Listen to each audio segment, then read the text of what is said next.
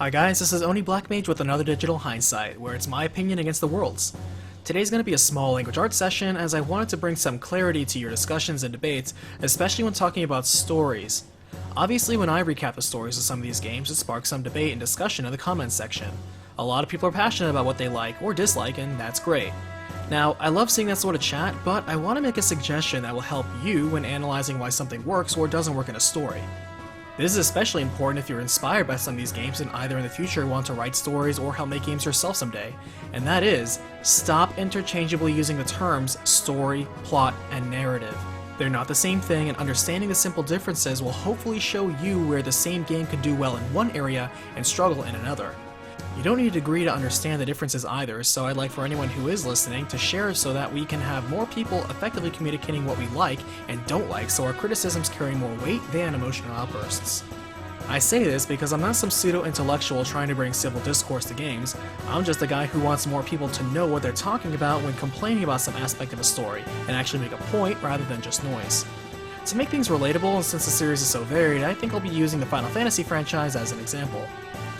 First is story. Story is simple. A story is any event or series of events, nothing fancy. Man saves princess is a story. The king dies is a story. Just as is.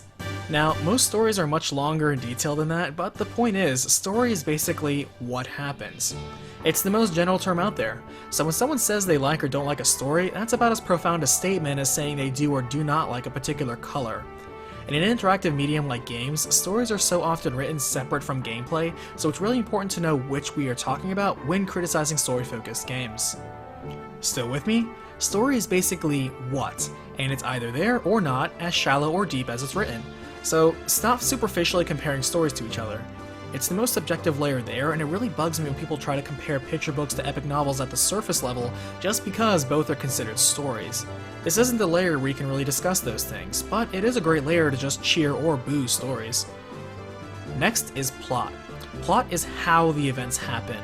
With plot, the events are tied to each other in some sort of sequence, usually with some causality or logic linking them. Ever see one of these? This is a popular example of a plot line. It's the easiest way to tell the difference between story and plot. Story is just what happens, but plot also explains why they happen. Analyzing things at this layer is where things actually start to get interesting, unless you're a nitpicker and then you're never happy. Comparing plot to story is really easy to contrast because there are a lot of stories that are fun to watch or play through, but then there are events that just happen with no logical reason why they happen, or worse, just happen with no explanation. That is an example of a weak plot point. Fortunately for a lot of people, this isn't a deal breaker, even if it's an obvious point, because you can still completely enjoy the overall product. Final Fantasy VII is a popular game I like to use as an example for this. The game has a fun story. We get to be terrorists, fight an alien, and be all anime-like. However, it's undeniable that there are several times in the story where you go from one plot point to another with little to no reason why. Events just happen and many characters just do things because the story says they should. This is really apparent in the middle of the game, by the way, but that's a discussion for another video. Again, fun story, weak plot at points, but still a good game.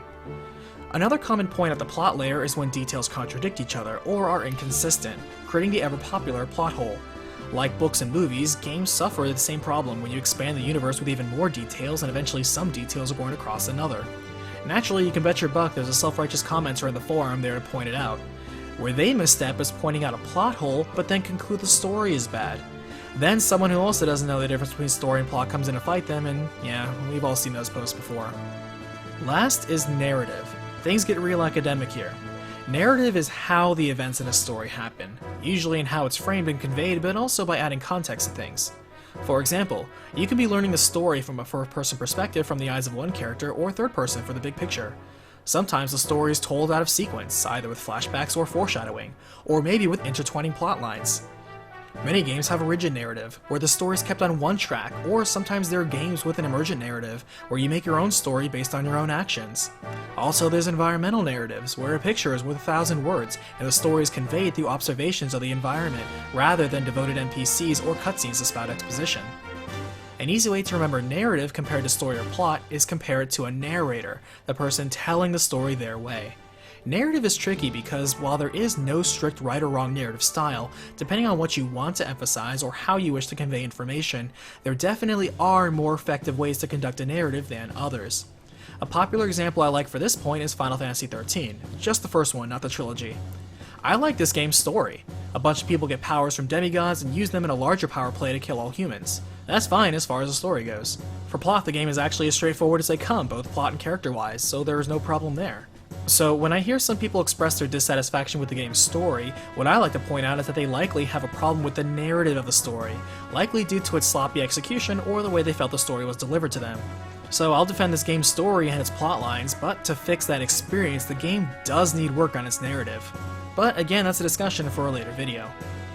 One of the popular problems at the narrative layer is ludonarrative dissonance, wherein there's a contradiction in the story or character and a game mechanic. Like a person is supposed to hate violence, yet they casually and commonly kill people as gameplay.